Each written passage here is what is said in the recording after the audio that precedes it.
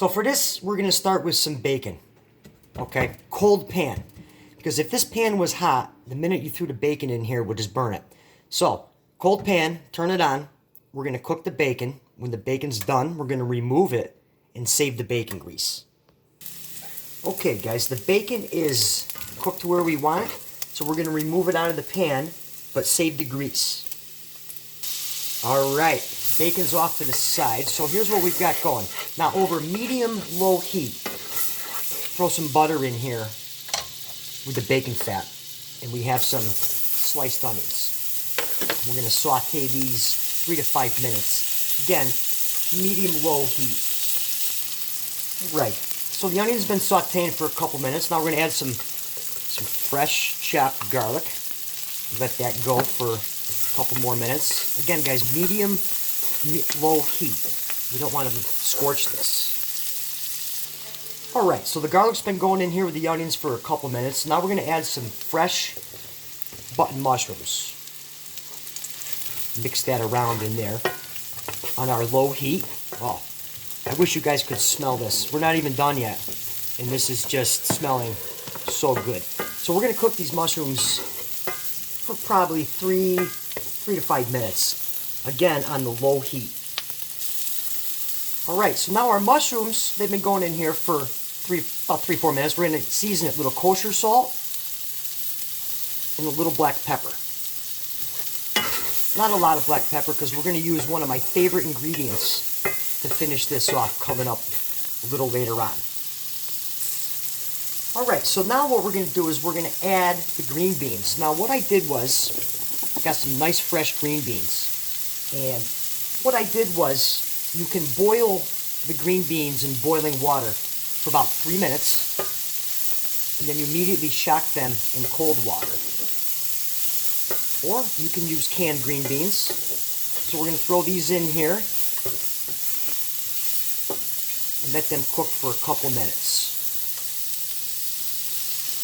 Alright guys, so the beans been sauteing here again on a low heat, and we're going to season it with one of my favorite seasonings ever, and I really think everybody should have this seasoning in their cabinet. It's Bell's Poultry Seasoning, which is just, oh, this stuff is so good. I'll tell you what's in it. There's rosemary, oregano, sage, ginger, thyme, and just, this stuff is so good. So we're going to season that up with that. Let it go for another minute or so, and then we're going to get on to the fun part. Alright, so here's what I did. I added a little more butter to this, and we're going to build just a little basic roux in here. So the butter, and we're going to take a little bit of flour. I'd say a couple teaspoons. Just a couple teaspoons. Maybe a little bit more. And we're going to work this in just to cook off the flour. A couple minutes.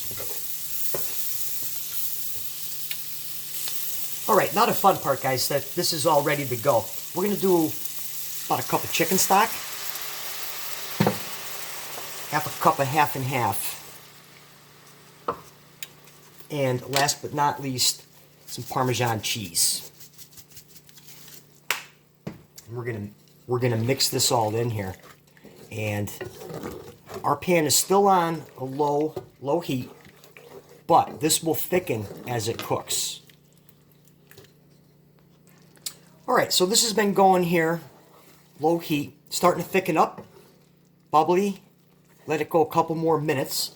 And what we're going to do is we're going to finish this in the oven, preheated 350 degrees for about 20-25 minutes. We're going to check it because we don't want to burn it. So just a couple more minutes.